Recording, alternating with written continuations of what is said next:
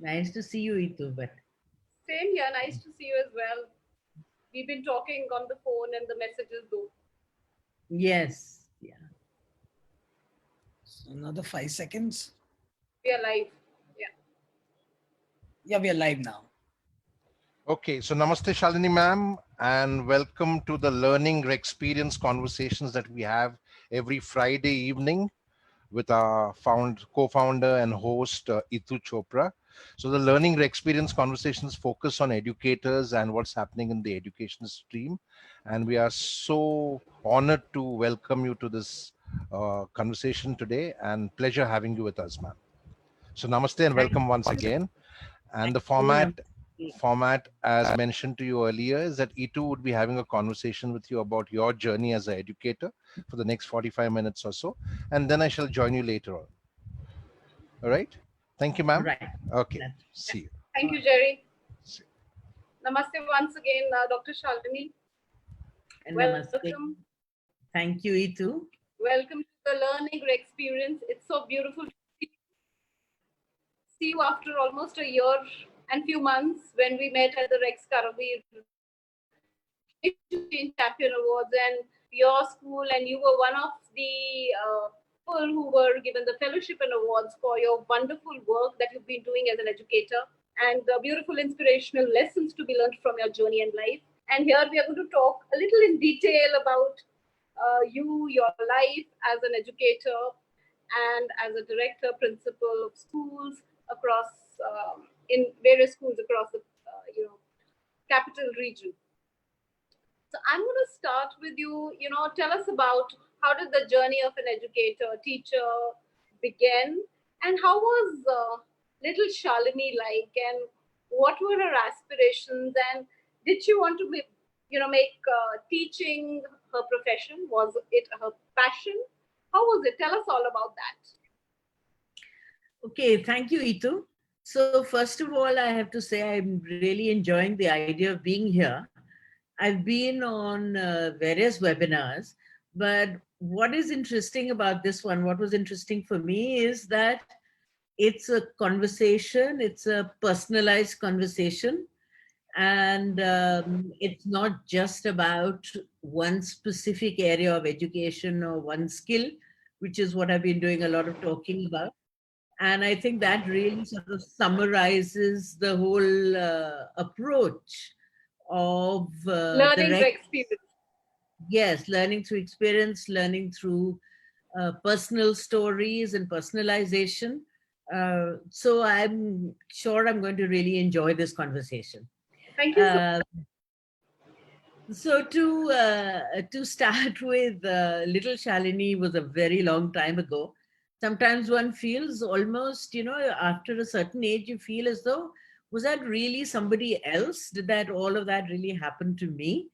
But when you look back, and your question has made me think back and look back, you can see traces of who you are today in that older self.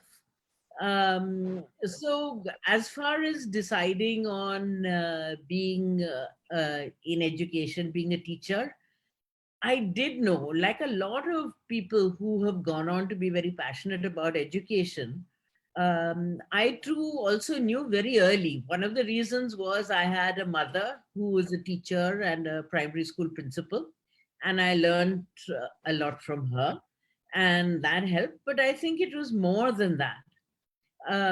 I think it came out of a sense of that education. I truly believe education transforms lives. Education true, matters in shaping who true, you are, the good bits as well absolutely. as the bad bits. I have to confess that I went through both as a little girl. There Hmm. was one particular time when I was in school when I was constantly in trouble. Hmm. And in fact, it got to the stage where the school asked me to leave. And so I'm one of the few heads of schools, I'm sure, who's been expelled from a school. And I often think back that it should be a compulsory prerequisite for anybody who's in education and dealing with education to have that experience of what is called Right. failure as well. because then I moved to another school and I saw that in a very different environment, how what I was, my self belief, all of those things totally changed.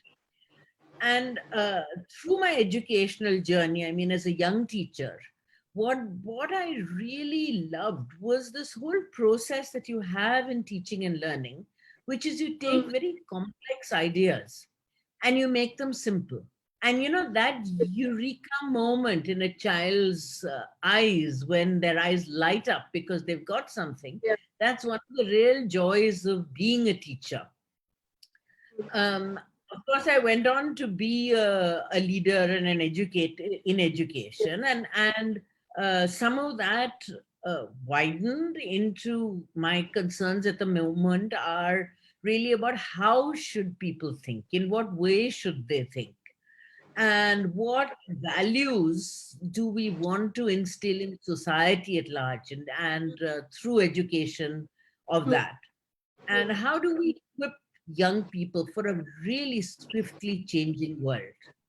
Yeah, So more than content, more than what you teach, the how is very important. absolutely. But I will say that I do also believe that rigorous content is very important. Yeah, yeah. And that is what I would continue to believe. Dr. Advani, thank you so much for telling us, that you really like the whole format of our conversation, because our conversations are supposed to be candid, cool, and conversations like they would be in a sitting room, sitting face to face. But due to the pandemic and the situation we are all in, we thought of, launching this and getting to know our school leaders and our ex fellows that we have been in touch, because we are a movement and the inspiration should never stop.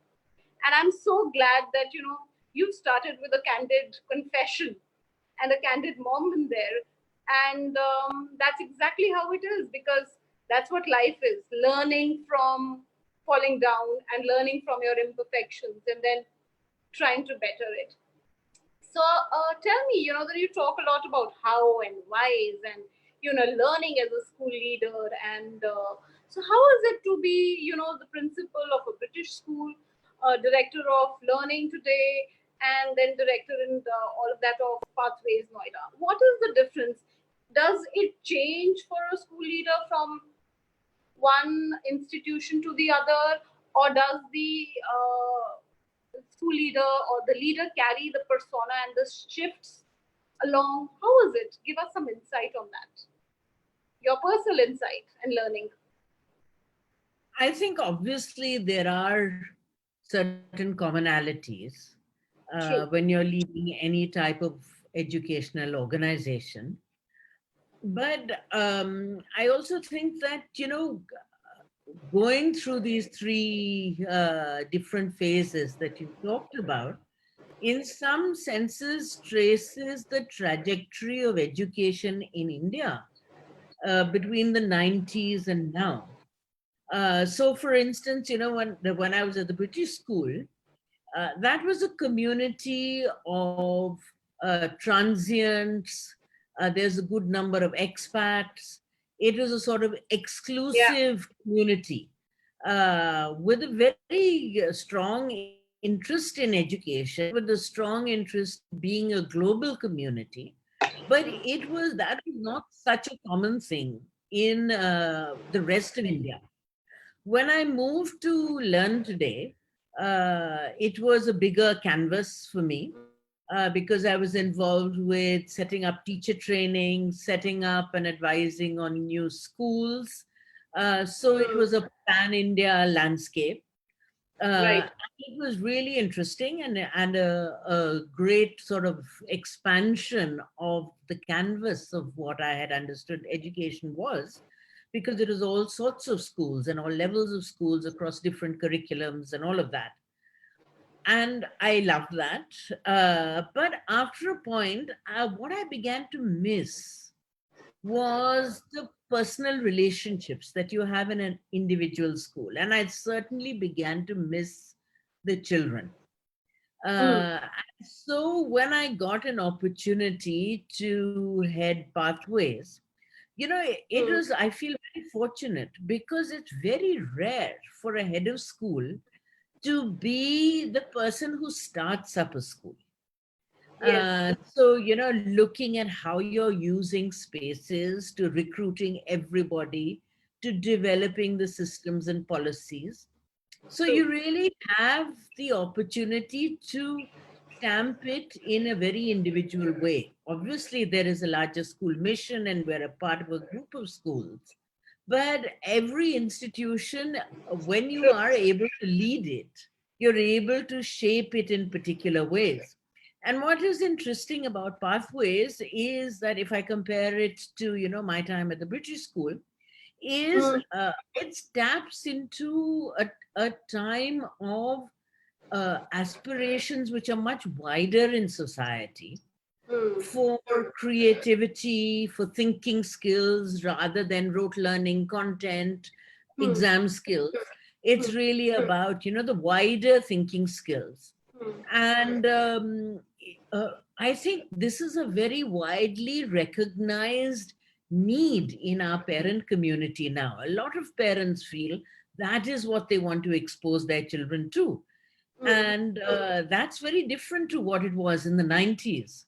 True. So it's been a very interesting journey for me to, Yeah. I see it as sort of tracing my own journey along with the conversation around education that has happened pan India. Yeah. So, that's what I was thinking, that, a great teacher is someone who remembers how she was as a student. And similarly, a great parent is someone who remembers what it felt like to be a child. That's my own personal learning as a teacher and as a parent. Because, if you're able to put yourself in those shoes and feel how it is to be on the other side of the classroom, or how is it to be on the other side of as a parent, then you tend to, or you end up doing something balanced. So, that was very beautiful that you said that. And another thing that I know that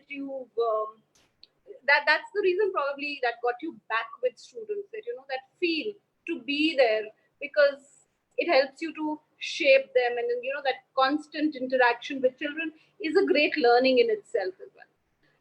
I'm also, while I was talking to you and reading about you, I'm very intrigued about this idea of, creating content for children from conflict zones.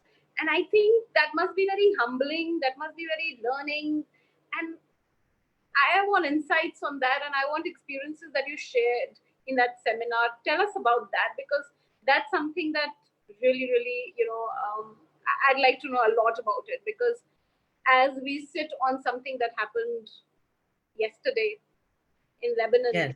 and how children are affected by what's happening around the world, and also so many news that we get. Tell us about that, and how is it being used even now, and all of that. So I was really lucky to be Hmm. part of a working group, a Hmm. global working group, Hmm. which was looking at how do you educate people who have been in conflict zones. Sometimes those conflict zones have dissolved and are no longer conflict zones. At Yeah. other times they are. Yeah. Particularly, how do you look at teaching history? Hmm. Uh, for instance, one of the contributions and discussions that another group had as part of this was if you look at creating a textbook Hmm. for Europe, right? How do you teach children in Germany and France who have been antagonists, who've been enemies, who fought wars against each other? How Hmm. can you create the same history book for them? And Right. what would be the acceptability for both countries in Hmm. doing that? Hmm. So, we were looking at how certain issues are to be dealt with and Hmm. how they're written about. In a different way, there was a discussion about can you create the same history book for Israel and Palestinian children. Right. And in the first example, with a lot of work, they Mm. did create a history book, which was common between Germany and France. Right. In Israel-Palestine case, they realized they just could not. So what they did was a very interesting experiment. They took the same event and on two facing pages of the textbook Okay. had the Israeli version and the Palestinian version. Hmm. And so that children from both countries were reading each other's versions Right. and developing an understanding for that. And what I was working on and looking at is how do you create a textbook for India and Pakistan, for Okay. children of India and Pakistan, because we've been one country and Absolutely. we've had one history. Shared So history. I found the difficulty, even when you're discussing the medieval age, True. how India and Pakistan look at that is very different. And then when you get to the national movement, Hmm. how to see the national movement is very, very different. And Absolutely. who the heroes are and who the leaders are totally different. Hmm. So how can one do that? So Hmm. we had a number of interesting sessions. We did some trial material. After Hmm. that, unfortunately, the group ran out of funding, so it didn't get published. But Oh, we have continued to engage with each other and look at, ways that it would be possible, because you can understand what a value that would be for peace, absolutely. for society to be able to have books like that. Tell me something that those learnings from that time. Are you in any way incorporating in your school or with many children that you come across? Did you come and speak to your staff about it? What was it like? Yeah, absolutely. This is a very fundamental belief that I have, Right. that a lot of conflict and enmity arises out of mistrust. And Absolutely. mistrust arises out of being able to create stereotypes. So we did, for instance, this entire study and festival where we invited parents and was presented by students Hmm. right across from primary school right up to senior school on the notion of what we called othering or creating the other. Hmm. Uh, and how do you understand that, discussions, political beliefs, journalists and media Hmm. help us to create stereotypes, which Absolutely. make it possible to create villains Right. instead of seeing the commonality in amongst human beings. Yeah. That's such a beautiful, pertinent subject that you have brought up right now. And I think it's so important to tell the truth, actually. In all of this, what is the truth? And why the fear? Yes, That and to be created. as our world has developed, it's become harder and harder to be Absolutely. able to see the truth. And also, there is not a single truth. There are multiple truths, and Absolutely. you have to have space in your mindset for understanding the multiplicity of truths. Yeah. And I think children get it so beautifully. They get it, they know it. And I think it's best to teach them. And I have been saying this with a lot of teachers and educators, leaders that we have, that, politics and religion should be taught in schools for the children to know what is the nuance and the science rather than, again, the stereotype and all of that. So that's very important. And I'm glad that, you keep doing that in your school. And I think it's the need of the hour as well. I'm going to move to a subject where counseling is your forte, and I think it's kind of will undergo a lot of change in the post-COVID times, and because how do you match it with the present scenario?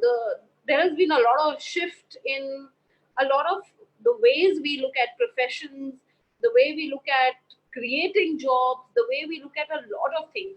So what's your take on that? Because that's going to go a lot of shift now. And I think at this point also, as a school leader and as schools who are striving to bring in education in a different form, virtually, everything has undergone a total shift. What's your take on that now?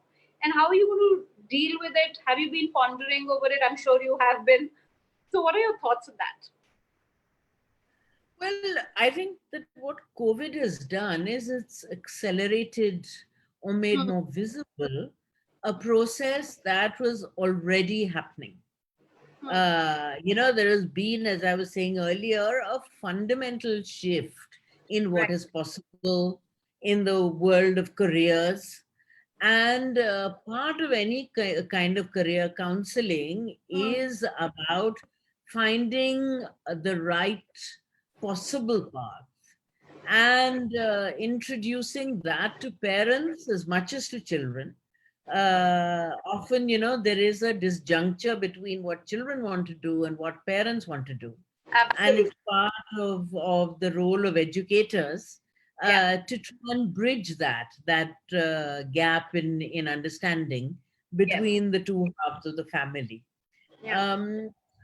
I think what is very apparent now, and COVID has made it even more clear, is that there's a whole flexibility in what careers are. I mean, who would have thought of somebody having a career as an ethical hacker, for instance, or people who we know about artificial intelligence being going to develop as a big new career area. I think what has shifted is that narrow specializations too early has totally gone. Uh, because different careers are still going to require in the future a broader understanding. I mean, somebody involved with artificial intelligence must understand human responses, must understand how societies work. If Great. you think of people's self-driven cars, a simple thing, of course, there's a technology. But if Yes. you don't understand human impulses and impetuses on the road, you're going to Right. be missing something. Or, Absolutely. one career that they say, which is not there yet, but which is going to develop, is something like maybe an organ creator, where we're going to harvest and grow organs. Now, Right. that's not just biological sciences, that's ethics and philosophy and all of those sorts of things.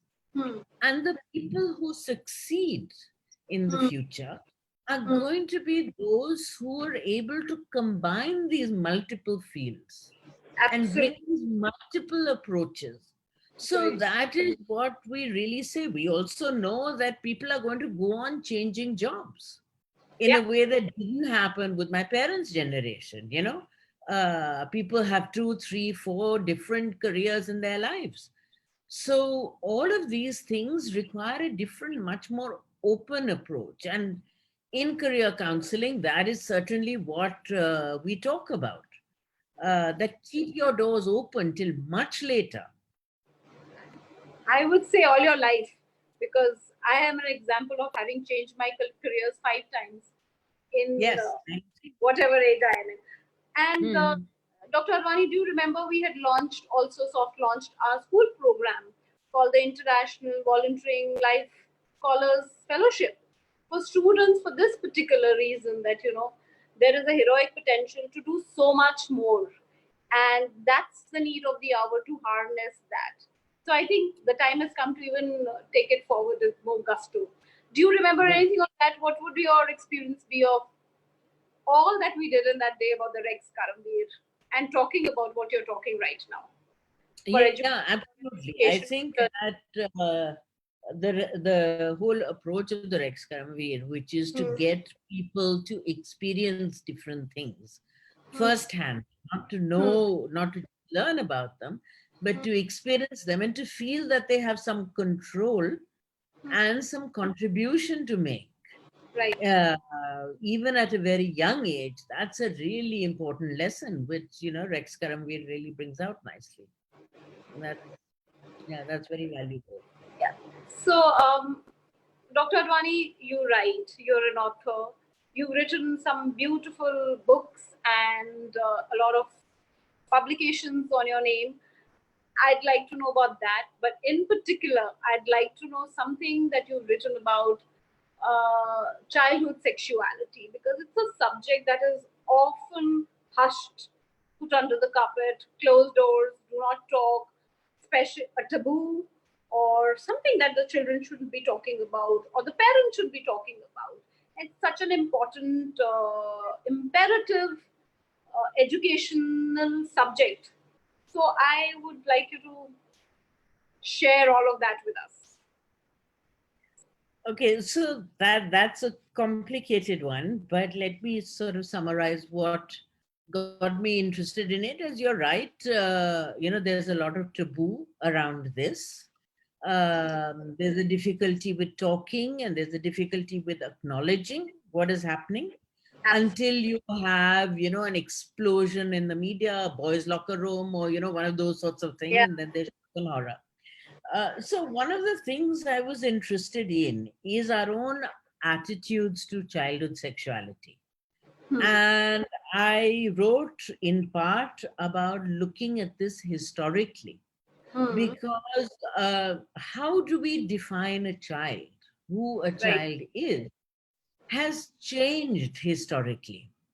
In the 17th century, children were not seen as a separate stage. A child was a little adult. And so you had this possibility of child marriage and the whole aspect of childhood sexuality was quite normal. It is only a 19th century notion that began to define childhood as something which went on for very long. And of course, now we think of somebody legally as a child until they're 18. When in fact, in many ways, they're really adults. So I was also looking at what if one redefined childhood, or what childhood ends at. And are there elements of adulthood that come in at 14, for instance? And really, if we look at our society around, of course, there is a lot of brain development that goes on. And if you look at the prefrontal cortex, it is not developed, and that is the part of the brain which uh, shapes how you take decisions and consideration and balance and all of those sorts of things, wisdom of that kind. That bit of your brain doesn't stop developing till about 24 or 25. So, at 22, by those accounts, you're still a child. Your brain is still developing. And yet there are other aspects which seem fine at 22 and 24, such as sexuality. You're not shocked by that. So I was also looking at what is the boundary at which one should accept that sexual awareness, even sexual desire, comes in. And in fact, very young children experience sexual desire. And this is not something we easily acknowledge. But 8 and 9 and 10, you have children playing and experimenting sexually and all of that. And as a society, we don't have a vocabulary for that. So I was talking about all of these things and considering how do we want to educate, how do we want to consider sexuality in childhood related to how we think about age. Right. So tell me, this is very intriguing and this is so vast, and I think it's also something that is continuously shifting also in a lot of ways. So how is something so delicate, something of the subject that you are able to incorporate as a school leader? How successful have you been? And how open have parents been or the teachers been? Because I think taking in their vote on is also very important, because there are different mindsets and different kind of parents and teachers. How has it been with teachers and then with parents? And have you tried to Yeah, incorporate I think knowledge? I think you have to obviously look Hmm. carefully as far as the teachers are concerned at who is comfortable Right. with teaching this area. Hmm. And you wouldn't expect just everybody, regardless of their own personal comfort level, to have to teach it. Absolutely. So you have to find the people in the organization. Yeah. You've got to have conversations and training around that. Right. Uh, you can bring in outside expertise. True. So we do all of those things. We feel that it's important for our own teachers to talk about it, because it Hmm. shouldn't be something that children feel that, oh, regular people can't talk about it, regular adults can't talk about it. You have to get in people from the outside to be able to discuss it. No, if you're thinking about sexuality as part of life, then Yeah. the people who are engaging with all the other aspect of your life as a child must be able to talk about it. Hmm. As far as parents are concerned, you Hmm. have to work in collaboration with parents as well. Right. Hmm. The school has to engage with parents. So, what we do is before we do any session, we would talk to parents or inform them Hmm. about these are the sorts of things that we are going to be talking about. Right. Uh, by and large, once parents know, they're very happy. They've been very sometimes relieved that the school has taken this on. In this online time, we had, with our grade 5, who are 9-year-olds, we were Right. talking about bodily changes and puberty and all of the sexual drive and all of those aspects. And we were doing it online at home, where children were at home with parents around. Yeah. So we said that one parent should be sitting in the class with the child, Wonderful. and they should do it as a collaborative thing where the child and the parent Hmm. are participating in this class together. Hmm. And we told the child, you choose, it's up to you which parent you want Okay. to invite. Hmm. And so it was a lovely, lovely session. I mean, the parents were very tuned in. And they also felt it sort of opened up something, a space for them to talk to their child, Right. which had been facilitated by the school, by the teacher. Yeah. And they went on to have conversations of that kind. Yeah. So you have to do that. I believe it, taking that African saying, it takes a village to educate a child. Absolutely. You have to do it as a community event. You can't do it instead of the parents. You have to do it alongside. Absolutely. So I even the sex education in the schools has undergone a lot of change. When we were growing up, no matter the best of the school you went to, uh, it was one period in 15 days. It was a small booklet. It was hushed up. It was done as if not looking into your eyes of the children. It was done in a very strange way. And tell me, what are the differences now? Of course, you just shared this one. What are the others? Because when you deal with the older students, what is the difference? Well, you have to take away a lot of taboos from children, Right. because there is so much around fear Hmm. that children have Hmm. about, is this natural? Am I being unnatural? Hmm. Around natural bodily urges. So that is one aspect of it, to talk about the naturalness of it. A second aspect is that, for instance, same sex sexuality, the taboo of that needs to go away. And if people, you have to create an understanding and awareness that there are people who have an attraction to people of the same gender, and that is part of what the world is, and that is what part of life is.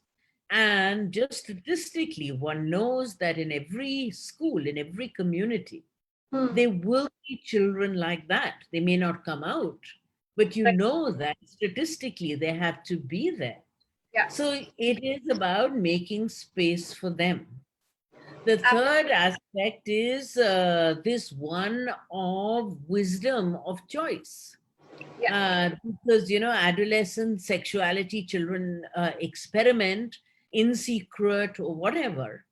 And you have to teach them about responsible sexual behavior.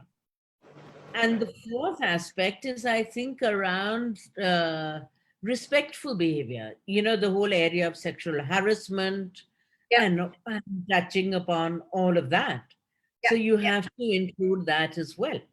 So Yeah. depending on the age group, Yeah. these are all very important areas around sexuality that need to be covered. And I think there the social media and the openness that we have gotten as a society now, as a world rather, and coming out with the policies and the rights of everyone, talking openly about it. I think that has helped also a lot and made it easier for schools. Yes, it's made it easier, but it's also, as you're rightly saying, social media or media Hmm. makes it doubly important. Absolutely. Because, the fact is that uh, everybody can, for instance, access pornography Yeah. online. You have access to a smartphone or a laptop, Yeah. and you can access this in a way that didn't happen a generation ago. Yeah. And much younger than ever before. So if you don't equip children with an awareness, with an understanding of how to manage these things, you're really failing in an educational sense. I think also this awareness is very important because we are sitting in a time and this whole idea of pedophiles and all that is also very important because the children need to be aware of it. And then there are Yes, so much stories coming out now of so much that this yes, gangrene needs to be eradicated or talked about openly, and children need to be very very aware there. yeah, yeah, absolutely right. Yeah. I'm going to come down to you are a crusader yourself as well. You believe that youth is young people are the change champions. Young people are the ones who can bring change in the society, and that's why you have also incorporated a lot of your projects in education, in your institution around it, and you've been rather successful in that. I'd like you to share that with us, and how do children take it, and how is it such a beautiful, wonderful learning to make the world a better place? Because you need to be volunteering and contributing as well as even as a child, because that's equally important. Share with Yes, us. yeah. I think that today young people, Hmm. uh, they have a lot of self-belief, and they've had a lot of role models. There is Malala, there is Greta Thunberg that every young child knows about. So Yeah. this sense that you can be very young and yet you can make a fundamental change in the world True. is very inspiring. Very. I feel that this is doubly important in a country like India, where there is such enormous economic inequality. So, say middle class children, not just in my school, but in any school, Hmm. middle class children can have, one of two reactions. You can either be filled with guilt, Yeah. or you can be have a sort of aggressive indifference. When you see somebody begging outside your car window, what is the emotion that you have? Yeah. There is such enormous disparities, you can't change them all. So what one has to really look at is, how do you engage children Hmm. with their own emotions when you Hmm. live in a society of such disparity? And I feel that what's very important is that the change we look for in children must be inside here. It must be inside yourself. Absolutely. It's got to come out of passion. It's not adequate to just do things. So schools, if they what they're doing is that they're doing fundraisers, or they're taking children off on a trip where they're engaging with somebody, or they're collecting clothes or doing a walk for cancer support. Whatever these things are, if it's just action and it's not changing them from inside, then it's no different really to being exposed to music or dance or drama, or extracurricular activities or whatever. It's just another activity. Right. What you want is for that internal change to happen. And you have to understand what it is that causes that change, what brings about that change. It's not enough to raise funds for a slum school, for instance. You Right. should be comfortable with thinking about the humanity of people in that school. So if you're raising funds, but you're not comfortable with going into that school, sitting on the floor, taking a child onto your lap, even though you might wonder when they last bathed, you haven't really made a fundamental change. So that's, you have to experience it. You have to feel the common humanity amongst people. So we do a lot of things as a school. We've done a lot of activities, and I'll give you an example of some, and also tell you why we have a lot and what is our thought process. So we've opened up our own facilities. So we have maybe 200 children a week who come in and use them. The sports facilities, they learn computer skills, they learn English. Our children go to underprivileged schools every week. And one of the important things is not to go like, andata, not to just go with a charity mindset, but to take time to understand what is it that those people want? What are their aspirations? What are their needs? And our children discovered predictively that, what they wanted was stronger English, they wanted computer skills. And so, of course, they did a fundraiser and bought computers, set up computer labs. But they also took the time to do video tutorials to teach these children how to use the computers and make those video tutorials. And of course, they go in there and do computer training. There's other groups that looked at the whole area of food deprivation. And they did crowdfunding and raised many lakhs of rupees, which they gave to Delhi Food Bank. But they also worked with an organization called the Robin Hood Army, going around and linking up with shops and restaurants, saying that you have leftover food.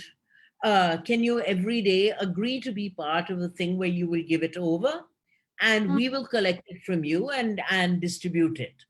And so they set up that system. There have been other children who've been involved with gender education, and they've been into slum schools, or into a slum community in the square over there, talking about menstruation and menstrual hygiene, and the importance of sanitary napkins.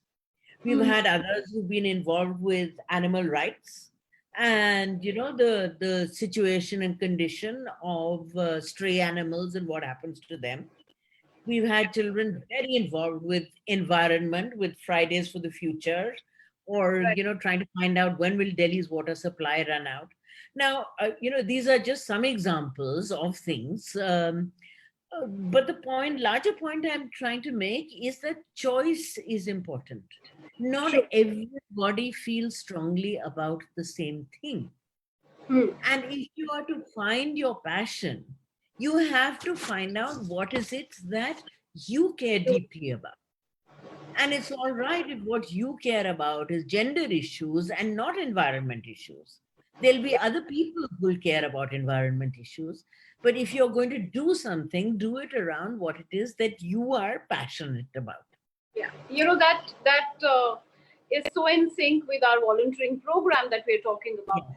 We are giving 100 volunteering ideas to the students at the school, but we are saying Yes. if you have 100 more, please do that. But because the idea is to make the world a better place, to give, Yes. to volunteer, Yes. to learn that you can make a difference in whatever small way that you can. And you talk about passion and feeling from inside, and we at Rex talk that passion is something, not that which is spoken on Valentine's Day and love, but passion comes from a Latin word passio, which means suffering.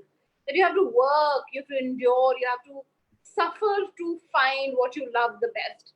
And you've summed it up very beautifully there about all the beautiful work that students and you as a school leader is doing, because that was one of the hallmarks of getting all the school educators into the education change champion Rex Currently Rewards, because here we were looking at schools who were doing this wonderful work from outside the boundary walls of the school, making a difference there. At this note, I'm going to invite Jerry back into the conversation and take it forward with some more thought-provoking insights from Jerry. Hi, Jerry. So namaste once again, ma'am. Shalini ji, pleasure listening to you Namaste. speaking with Ritu. Brilliant. And I'm very happy that you brought that up because, we started the joy of giving way back in 2003 after working on it for almost a year and a half. The entire concept was created that how we need to help people to understand and internalize the joy of giving. That joy of giving is not about giving a little money to a charity and like lip service and boasting in the social circuit that I have done something good by supporting cancer or some era gera NGO, and the cool sounding NGOs as I call them. And then around 2017 is when I sent out a video which said why I find no joy in the joy of giving that I promoted, because it's become lip service. And like you rightly said, I know parents today who make their children raise funds on crowdfunding websites only because they want to put that in the profile when they're applying for higher education. The Yes. sensitization, the sensitivity, and the internalization is not happening, which I then link to what you spoke about parenting, right? And I liked what you said, that if I want the children to embrace that change, I have to walk the talk. And it's not just teachers who have to walk the talk, because teachers, like I say, are parents in school, no doubt. But it's the parents who finally the children emulate. And if the parents are doing lip service with charity because it's a feel good factor, which it is for most of the world, Warren Buffett's son, Peter Buffett, who's a musician, actually calls it the guilt washing station. Mhm. He says it's a guilt washing station for the entitled elite to get rid of their guilt and wash their conscience, right? Which I completely endorse. And that's how he and I I sent out a mail when he wrote this post for Huffington Post around 5-6 years ago. And I said, this is what I've been talking for years. And I'm happy that finally somebody else spoke about it.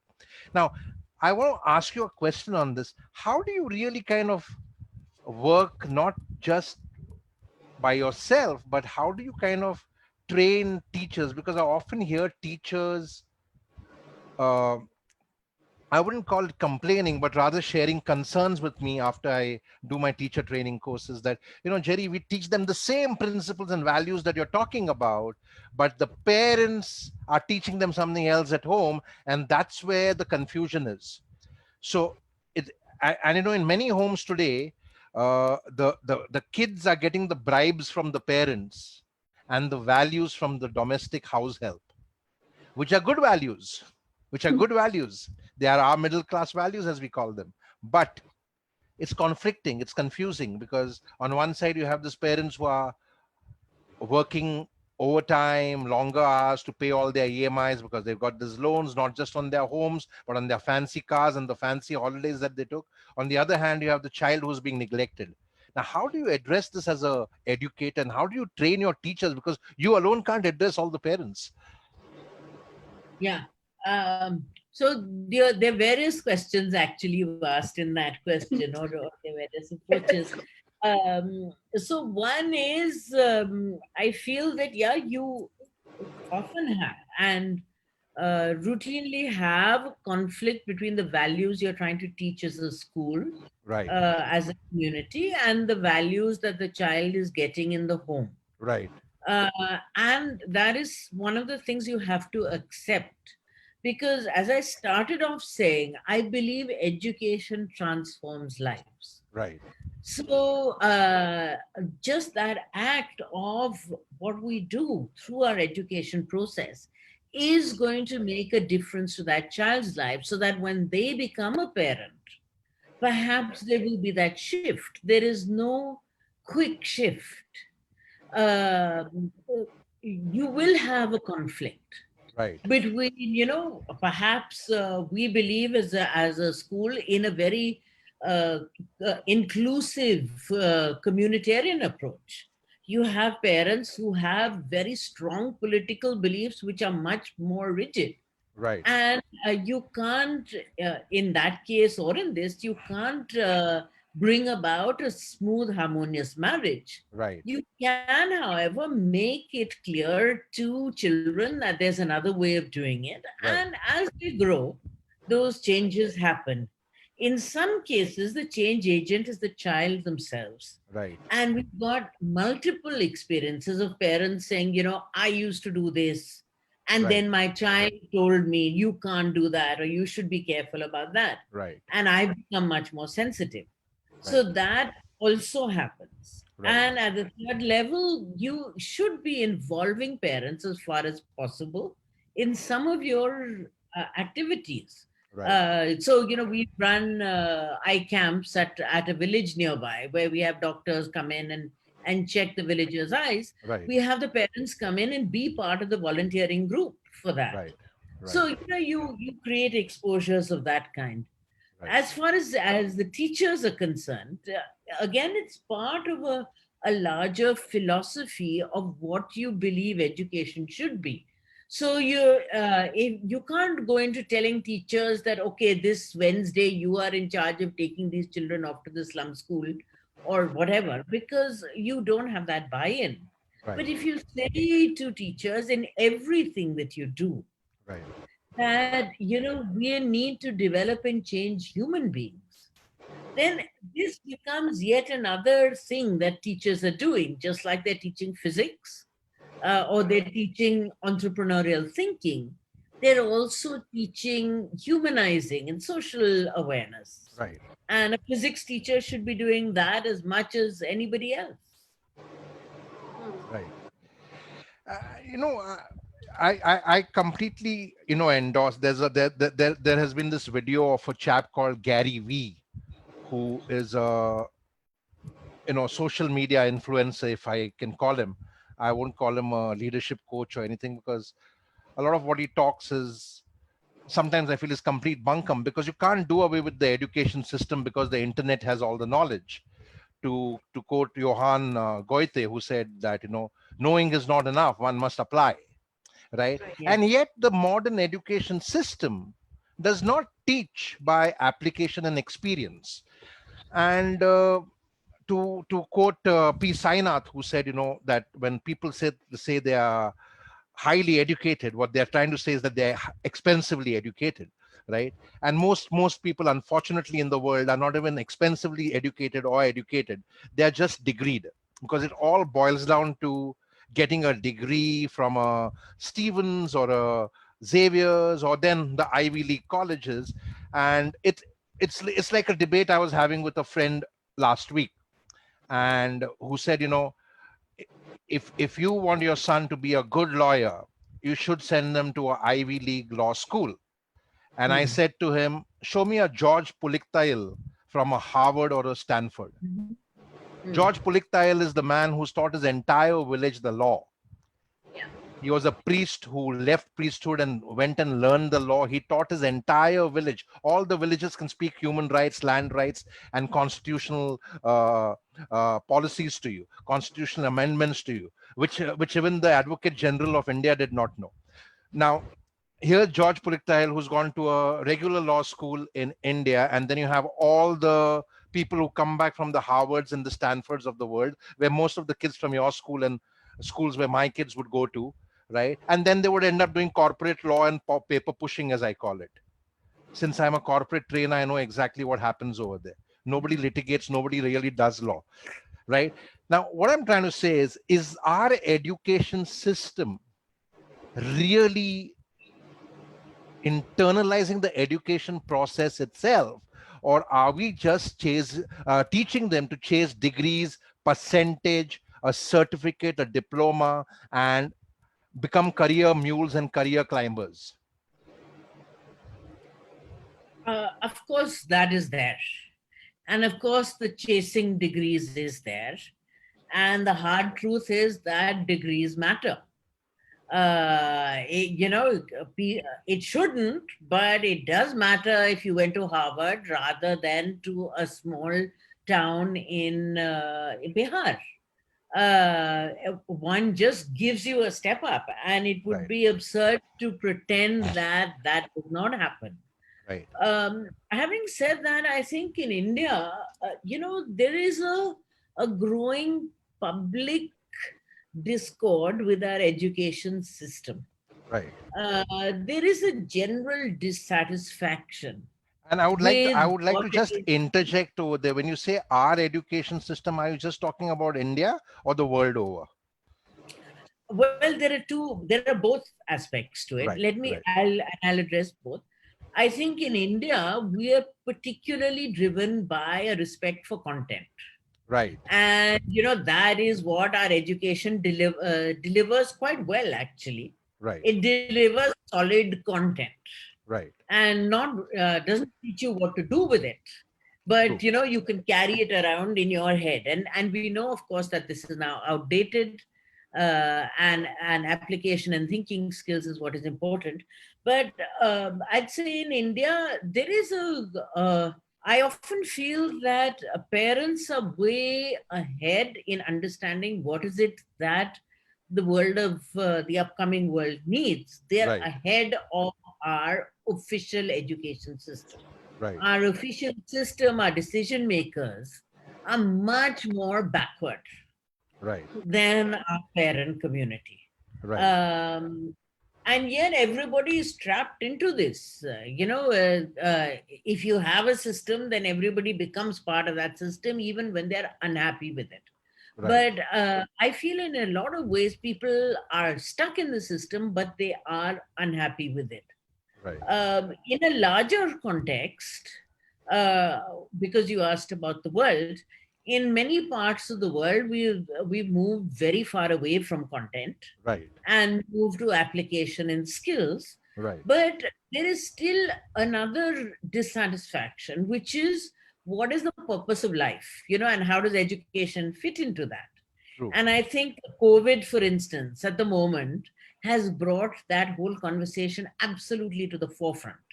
That we have people chasing degrees and chasing qualifications, and particularly in the US, taking enormous loans. And what is that education actually worth?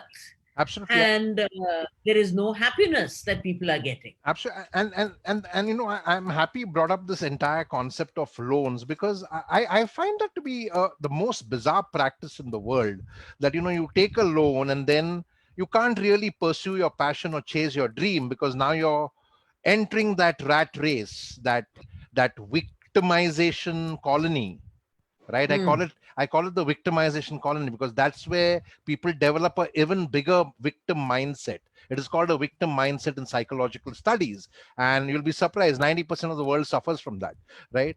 Mm. And who's done that to us? It's been done to us by our parents, by our society, by the education that we receive. And that's why you said it right. It's actually an entrapment. And it's a system. I wouldn't just blame policymakers or politicians. It's a system which the world has calibrated and created over a period of time. And I call it the E3 trap: education, which is your first trap; experience, which is your second trap; and entitlement, which is your third trap. And you were speaking about how we need to kind of not just flow with what our political beliefs are. Now, in a country like India, it's not just what the politicians are forcing on us. We are also victims of our nature and nurture, right? Like, for example, I am born in a Christian family. Thank God I don't believe in that anymore. But I was raised to believe that Christianity is the best religion. So similarly, if you're born in a Hindu family, the past 3 or 4 generations of parents would raise you to believe that Hinduism is the best religion without even realizing that there's no religion called Hinduism.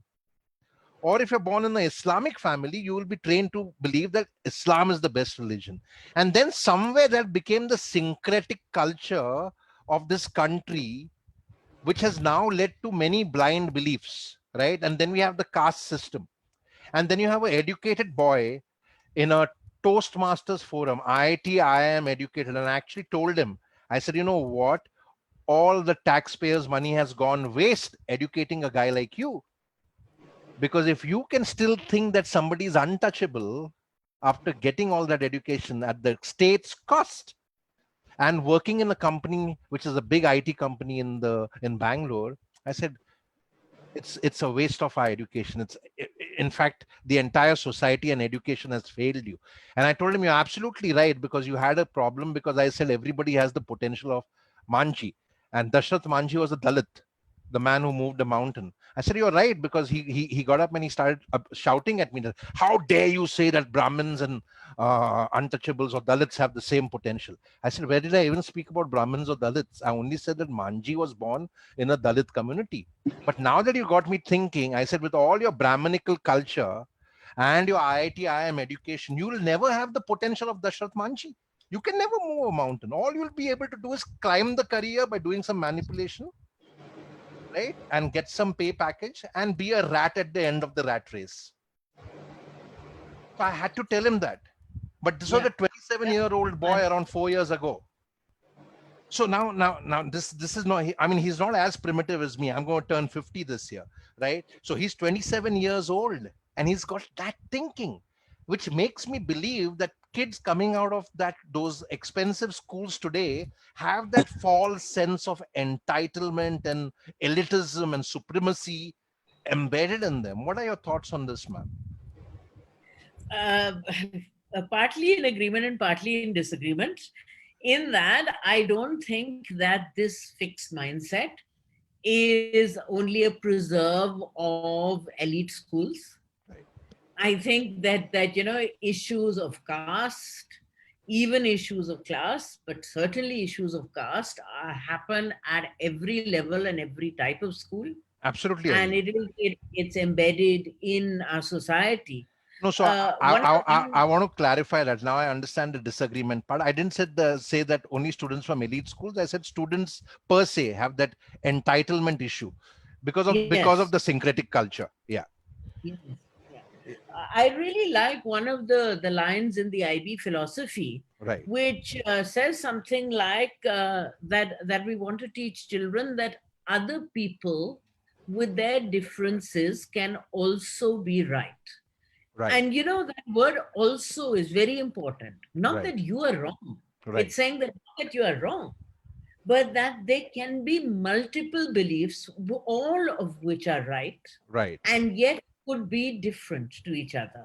And I Absolutely. believe that that is really something that we have to develop and teach young people, Right. that there have to be multiplicities of belief, and there's got to be space for that. Because, as you know, we all are increasingly living in echo chambers, Right. which reinforce our own belief systems, our own politics, our own classes, our own communities. Right. And we've become increasingly uncomfortable with things that are different, belief systems that are different. Absolutely. And therefore it's an irony, because they say the world is becoming smaller and global village, and so Yes. all of those differences should be really becoming part of our world.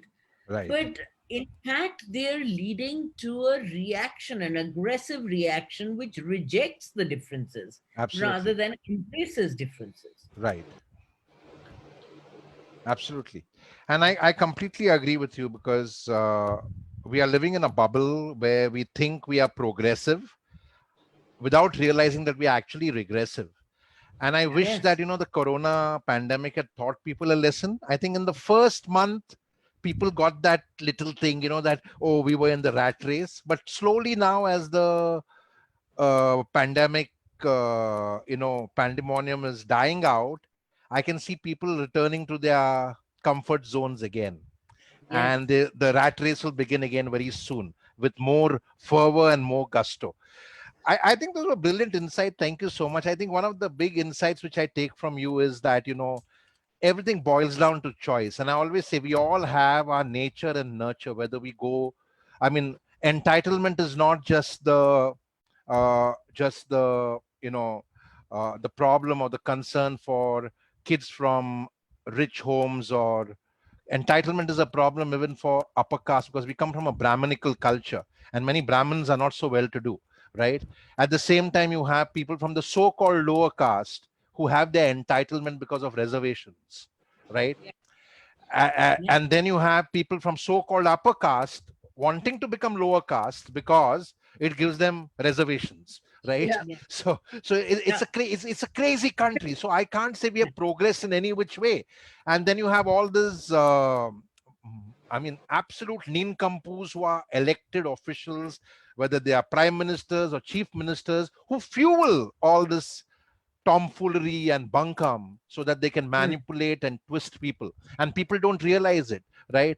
Because we also come from a country of idol worship, like I say. We are Hmm. idol worshippers. We live with full fandom. We love being fans. We are and there's very little difference between a fan and a fanatic, and people don't understand that, right? I Mhm. think I'll Mhm. conclude with that insight. And there was one thing which you really said which touched us, because that's exactly our philosophy, that India won't change. Everybody wants India to change and the world to change. India won't change till I change. I think parents, teachers, and children and the youth, who I call the Holy Trinity, all have to realize that we have to keep an open mind, value and celebrate differences. We can't generalize an entire community as bad or entire community as lower caste. I mean, like you said, I mean, we live in the so-called 21st century where we're going to the moon and we're going to Mars, and we're talking about inhabiting Mars now. God help the Martians. God knows what Yes. class and caste will put them in, right? Mm. So, so I think we all have to learn to value and celebrate differences. And I change to change India. I change to change the world. Thank you. And any closing insights and remarks from you, ma'am, and Itu, and then we'll shall call it a day. No, I just like to pick up on that. I do believe choice and individual choice is very important. I believe that we have to teach young people about equity. Good. That's possibly the largest, most important lesson that we can teach, particularly when you come out of a country like India. Right. And that means equity around class, but it also means equity around religion and Right. community. Absolutely. So, that aspect of inclusivity is probably the most important philosophy of education Absolutely. that we can bring forward. Yeah. Thank you My so big, much, ma'am. Brilliant insights. Yes, go ahead, Itu. my biggest takeaway today is that teach the children hows and whys. And this also boils down to the fact teach them to ask questions, dissent, bowl. Yeah. Bol ki lab azad hai tere. This is one of our most favorite line at Rex Karambir. So we should give them that choice and to be able to speak what is in their mind, what is their mind, and also uh, celebrating difference. Because when you're celebrating difference, we are bringing in humility, we are bringing in shift, we're bringing in change, we're bringing in a learning, and that's very very important. It has to start from very formative stage in life for children. Thank you so much, Dr. Advani. It was pleasure having Thanks. you over. Thank you. Great Thank you, fun. ma'am. Thank you. Pleasure having you with Thank us. you. Thank you. Namaste. Thank Great you. learning from both of you. Thank you so much. Namaste. Namaste.